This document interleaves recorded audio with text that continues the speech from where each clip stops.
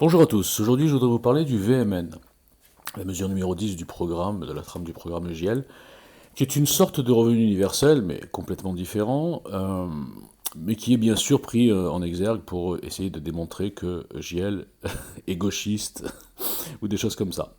Alors il faut bien regarder, il faut bien lire, ça prend un petit peu de temps, c'est sûr, mais ça n'a rien à voir avec le revenu universel de Benoît Hamon, hein, parce qu'il n'avait d'universel d'ailleurs que le nom, puisque là c'est un vrai revenu universel destiné aux citoyens français qui travaillent ou qui ne travaillent pas, et qui aura des utilités variées dans plein de domaines de la vie quotidienne.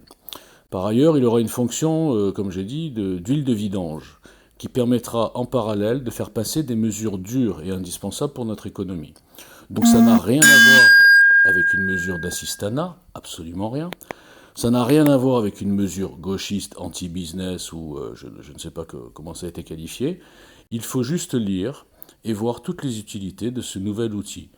Par ailleurs, il resserrera la communauté, on va dire, nationale, et même pour les jeunes, il donnera une espèce de sentiment d'appartenance à une nation dès l'âge de 18 ans. Le montant n'est pas énorme, d'un côté, mais en fait, il est quand même très difficile à financer. Mais il est finançable. Évidemment, les experts viendront nous aider pour confirmer tout ça. Donc voilà, il suffit de lire, hein, c'est pas très compliqué. Alors j'en entends qui disent oui, enfin moi, je ne vais pas revenir là-dessus, mais c'est vrai que c'est assez ridicule comme attaque parce que je comprends que sur Twitter, en une phrase, on peut démonter un programme où les gens ne lisent pas, comprennent pas, il dit ah oui c'est vrai, c'est gauchiste, revenu universel, Benoît Hamon, au revoir monsieur dame. Non, un petit peu d'approfondissement, et puis là tout s'éclaire. En fait, c'est un peu le problème du programme EJL, c'est qu'il y a des mesures très symboliques, très fortes, qui peuvent le classer d'un côté ou de l'autre, alors que dans le titre, il y a le mot équilibre.